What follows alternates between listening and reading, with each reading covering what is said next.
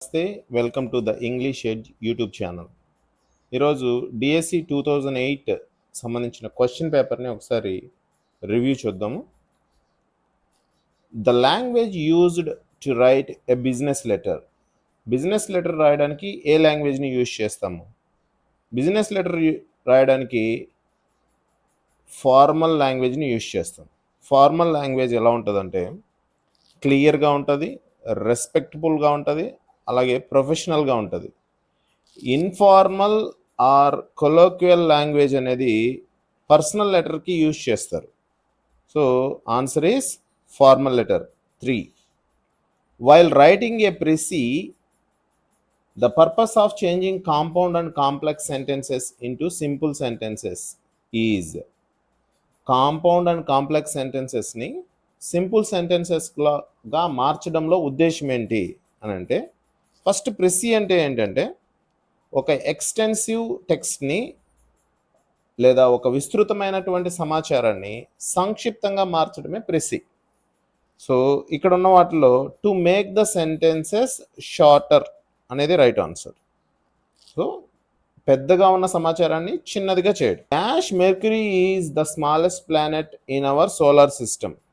ఇక్కడ మెర్క్యూరీ అనేది ఒక ప్లానెట్, ఇది celestial body, unique body. So unique bodies like Earth, Sun, వీటి ముందు ఎప్పుడు కానీ డెఫినెట్ ఆర్టికల్ దాని యూజ్ చేయవలసి ఉంటుంది.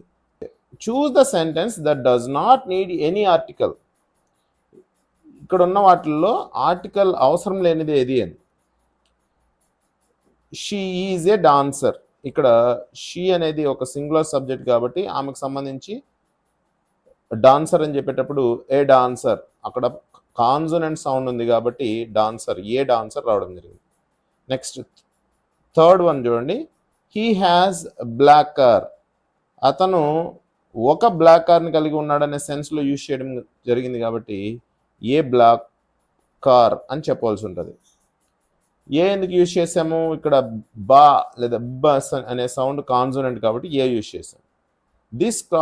This cloth cost 10 rupees a metre. So ఇక్కడ ఏ మీటర్ అంటే ఒక మీటరు 10 rupees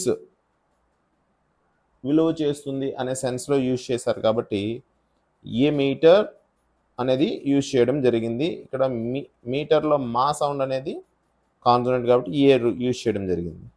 ఇక్కడ మ్యాన్ ఈజ్ మోర్టల్ అన్నారు. మ్యాన్ ఈజ్ మోర్టల్ అంటే మనిషి అంటే ఇక్కడ జనరలైజ్డ్గా యూజ్ చేయడం జరిగింది మ్యాన్ అనే దాన్ని. కాబట్టి జనరల్ కాన్సెప్టు లేదా హ్యుమానిటీ మొత్తాన్ని మ్యాన్ అనే దాంట్లో ఎక్స్ప్రెస్ చేయడం జరిగింది కాబట్టి ఇక్కడ మ్యాన్ ఈజ్ మోర్టల్. ఇక్కడ ఎటువంటి ఆర్టికల్ యూజ్ చేయాల్సిన అవసరము లేదు. Next, this boy is quick dash inventing excuses. కారణాలని చెప్పడంలో అనే సందర్భంలో క్విక్ ఫార్ అనేది యూజ్ చేస్తారు. ఎవరైనా ఒక వ్యక్తి యొక్క సామర్థ్యాన్ని చేయడం, ఏదైనా ఒక పని చేయడంలో తన సామర్థ్యాన్ని తెలియజేసే ఉద్దేశంలో క్విక్ ఫార్ యూజ్ చేస్తారు. ఫర్ ఎగ్జాంపుల్ ఇక్కడైతే కారణాలు చెప్పడంలో తన యొక్క సామర్థ్యాన్ని తెలియజేయడం అనమాట. Next, choose the correct sentence using the preposition with. Preposition విత్ని యూజ్ చేసి చెప్పేటటువంటి కరెక్ట్ సెంటెన్స్ ఏది? చూడండి, ఒకసారి చూడండి. I was annoyed with her behaviour అంటే నేను తన ప్రవర్తనతో చాలా ఇబ్బంది పడ్డాను అని. సో నెక్స్ట్ వన్ చూడండి, ఇది correct one. He was ashamed with her conduct ఉంది. ఎప్పుడైనా అషేమ్డ్ వచ్చినప్పుడు ఆఫ్ యూజ్ చేయవలసి ఉంది. Ashamed of. Next, this house is infested with rats. Next, she is engaged with Suman.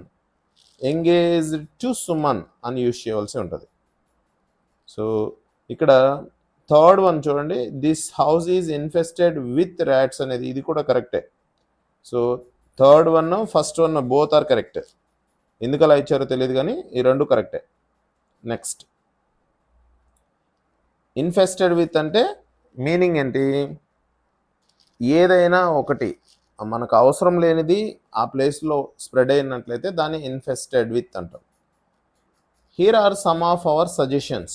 The word some is, ఇక్కడ word some అనేది దేన్ని తెలియజేస్తుందంటే suggestions అనే నౌన్ యొక్క క్వాంటిటీని తెలియజేస్తుంది. నౌన్ క్వాలిఫై చేసేది యాడ్జెక్టివ్ కాబట్టి సమ్ అనేది ఒక యాడ్జెక్టివ్ అవుతుంది.